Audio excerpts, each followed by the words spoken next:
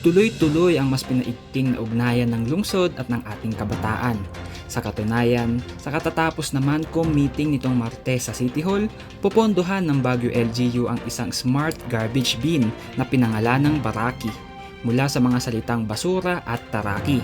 Ito ay imbensyon nila Eric Mosquete, Kyle Lucero at Samuel S. Samuel na BS Computer Engineering students mula Universidad ng Cordillera.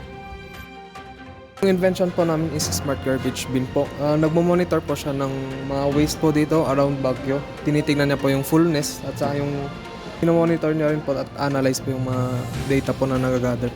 Target ng LGU na makapaglagay ng tag-tatlong smart garbage bin sa ilang lokasyon tulad ng Malcolm Square, Rose Garden, Post Office at Baguio City Hall.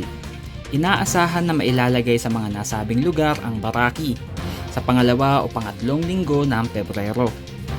Ilan sa mga features ng Smart Garbage Bin ay ang Geographic Information System o GIS, kung saan manonotify ang command center sakaling puno na ang basurahan. Kasama rin dito ang automated sensors kung saan kusang magbubukas ang basurahan sa tuwing may taong tatapat dito. Matatandaang nanalo ng first place in Civil Award o ang Outstanding Student Creative Research College category sa DOST TAPI Regional Invention Contest and Exhibit na ginanap sa La Union nitong Setyembre 2023. Ilalaban din ang imbensyon sa national level ng kompetisyon sa darating na Marso. Conan Gulapa para sa PIO Baguio Balita.